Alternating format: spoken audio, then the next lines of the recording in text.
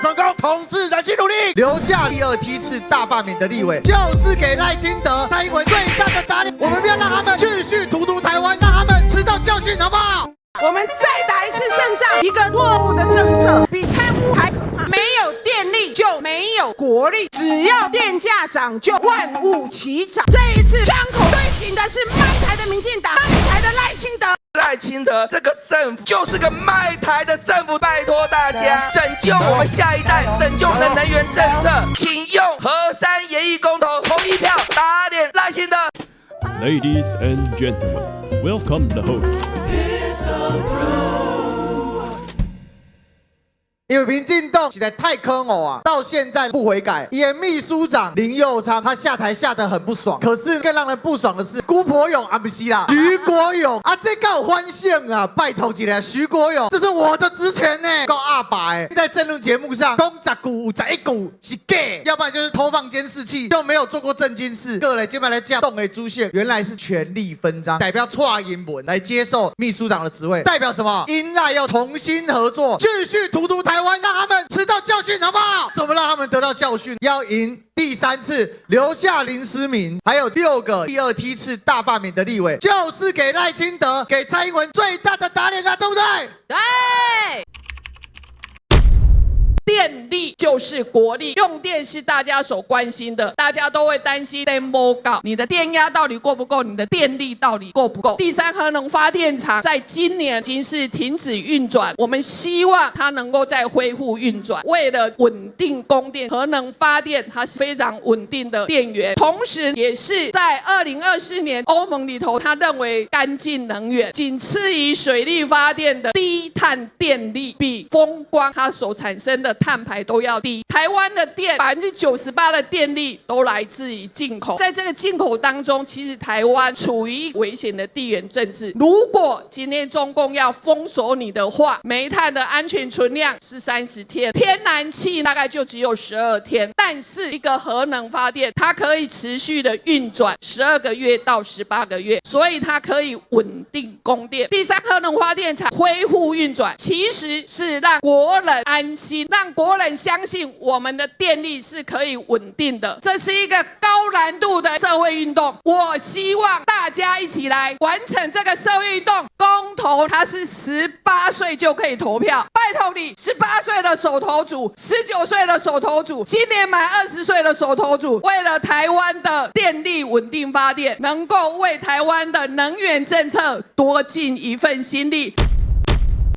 2013年，我跟2个清大核工系创办了核能留言终结者，看到台湾因在福岛核灾之后的反核运动兴起了。这一些反对核能的人士，你反核我尊重，你不能反核的理由都是在骗啊！我们就拿出科学的资料、科学的数据，一笔一笔的打脸。你只要对这些反核团体的做法有不同的意见，你都会被肉搜，你都会被霸凌。可是在当年，我们就举着旗子说科学理性一直都在。我记得当初我的第1份报告就是去破解反核团体绿色公民行动联盟，现在他的头去当劳动部部长了，洪申翰。洪申翰当年出了一份报告，他说的核市场要在它运转要1兆多新台币。我说很好，我们用小学算术，核四1年发200亿度电，发40年，我还不算盐亿，除上8000亿度电，按算出来1.4块钱，包含核废料处理，这是你反核团体自己算的。洪申翰这种人10几年前就知道，第一个核电真的很便宜，第2个核废料可以处理。到今年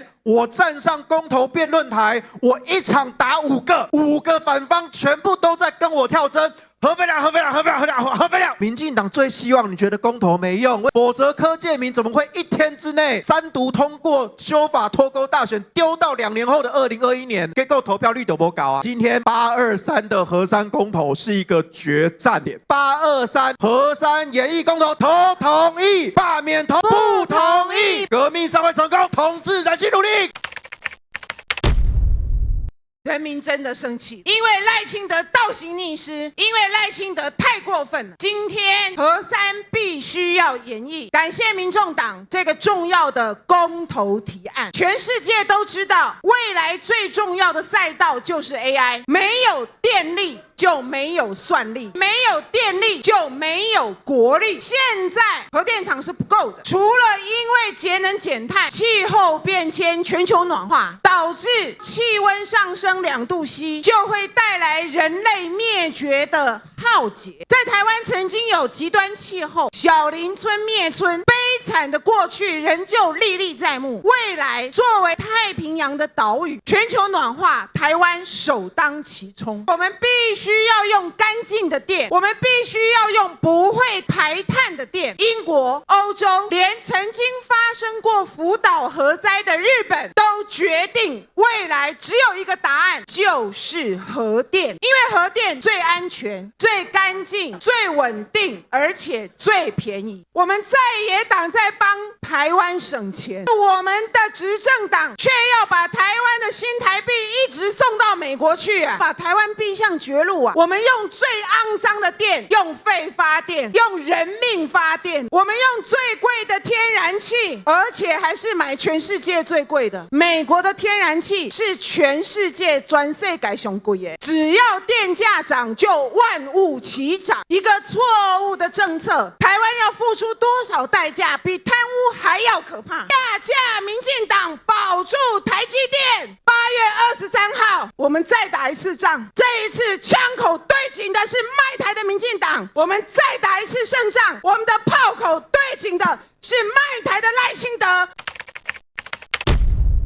我告诉你啊，今天这个政府啊，这个赖清德就是个卖台的政府，不断把台积电卖。中钢的员工非常生气，中钢国民党执政，我们国营事业金鸡母大笔的钱来挹注财政、挹注建设，结果中钢现在变大前科。这个什么烂政府，台电也曾经是中华民国政府的金鸡母，本来都赚很多钱。陈水扁2006年开始赔钱，由盈转亏之后，马总统又把它变成金鸡母。到马总统卸任，交给蔡英文828亿的电价稳定基金，交给蔡英文。民进党上来以后，花了5000多亿纳税人的钱去强化电网。各位数学会算吧？你知道光执政这8年9年，先吸干828亿，马上就给他的电价稳定基金，政府再拨3000亿，电网强韧再花5000亿，现在亏损4500亿，已经移到4000亿了啦。今天这个政府啊，就是一个卖台卖人民的政府。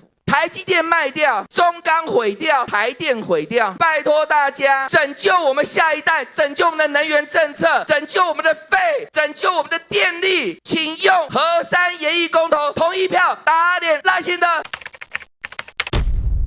民进党的神主牌，除了核电，最重要的一张牌抗中保台。我们有一位也是军人，他偷了一台洗衣机，被判6年8个月。民进党的抗中保台就是嘴上说说，拿来做政治操弄。再来，黄旅主委被检方说涉嫌伪造文书，竟然是要1000万交保。如果你在路上挖掉一个人的眼睛，12万交保。所以伪造文书的交保金还比挖掉一个人的眼睛还要高，大家说这样有公平吗？没错，抗中保台还有司法检调以及很多的绿媒已经成为民进党操弄的工具了。